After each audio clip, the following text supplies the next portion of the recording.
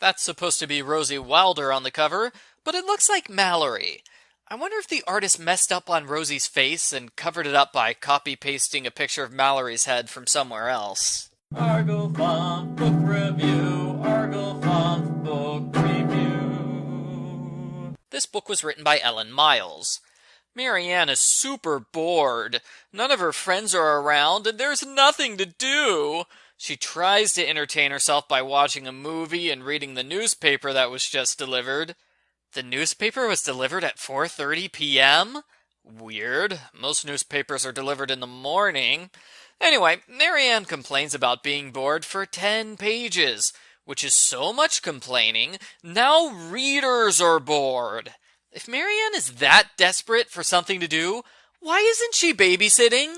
You're the one who assigns jobs, Marianne. Sign up for one yourself.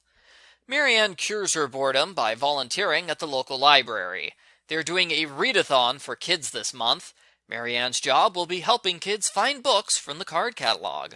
On her first day of work, Marianne meets the suspects, a mean librarian named Miss Elway, and a group of protesters that want to ban certain books.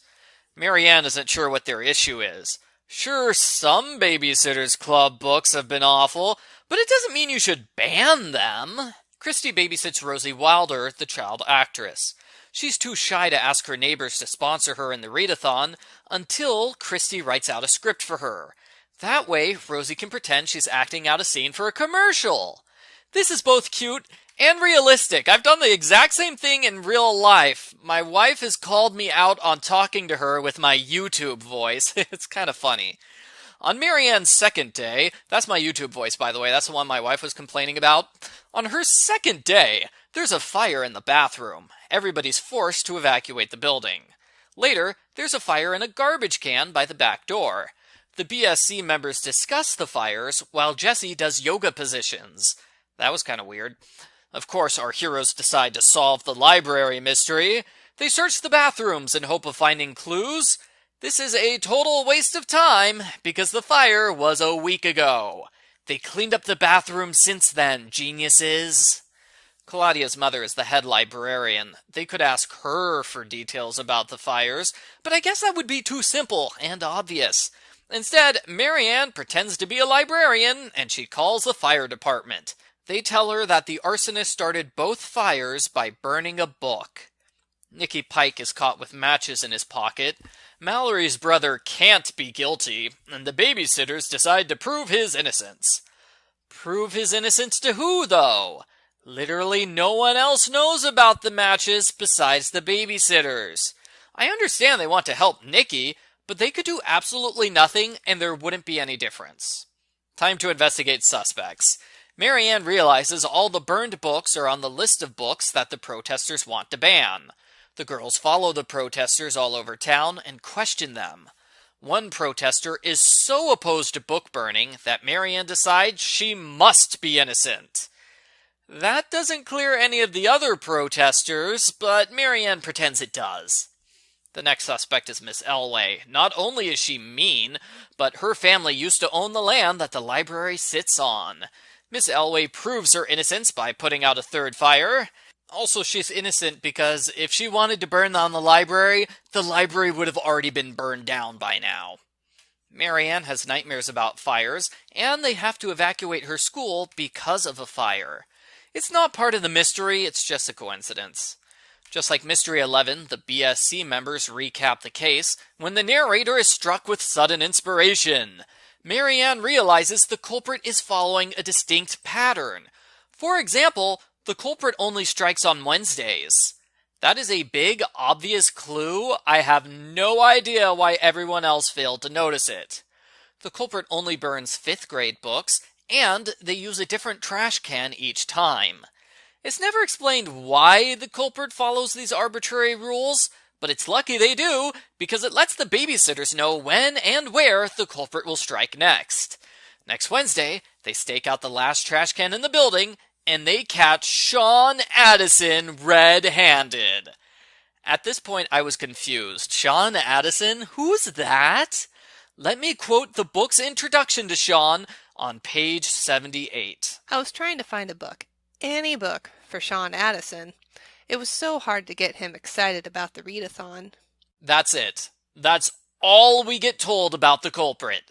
He was mentioned in 2 sentences 50 pages ago. This is a cheater ending. Mystery readers hate it when the culprit is a random character who never appeared until the end. To be fair, Sean was also mentioned on page 29, but that was part of a laundry list of characters inside the building. I don't think that counts. And to be honest, I don't remember Sean's sister being the plot kid in book 26. That was over 50 Babysitters Club books ago. I don't have this series memorized. Sean burned the books, partly because he hates being in the readathon, and partly because he wanted attention from his neglectful parents. He and his parents go to therapy together, where they presumably work out their issues. Sean explains he framed Nicky Pike by accident, total accident. And it's probably just a coincidence the 4 books he picked to burn are on the banned books list. Don't you hate it when the plot centers around random flukes? The library is saved, and Nicky wins the readathon, even though last we heard he only read 1 book. He thanks Marianne for inspiring him. The end. Post-book follow-up. I liked the idea of a book banning plotline, but it played out a touch awkwardly because they don't discuss why the books are controversial. They can't! The Babysitters Club is a kids series.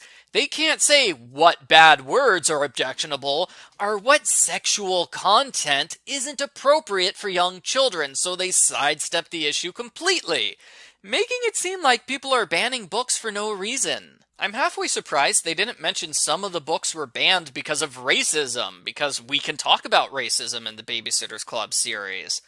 I would have been super interested in a storyline where Claudia discovers some of the original Nancy Drew books are racist and she is horrified. This book had a lot of investigation, which was interesting. It's the highlight of the book, it's just kind of sad that none of the investigation went anywhere. Because in the end, the culprit is a random background character who framed 2 different suspects by accident. Overall, the book has a good premise and some neat investigation, but the Nicky and book banning plot lines didn't work as well as they should have, and the culprit felt more like a cheat than a legitimate mystery solution. I give Babysitter's Club mystery number 13, Marianne and the Library Mystery, a 4 out of 10. Marianne was bored at the beginning because she misses Logan. He's off playing volleyball or something. She says she really misses Mallory, but come on. Mallory and Marianne, don't hang out ever. Seriously. They should, though. You'd think the 2 of them would be good friends. Instead, Mallory latches onto Stacy.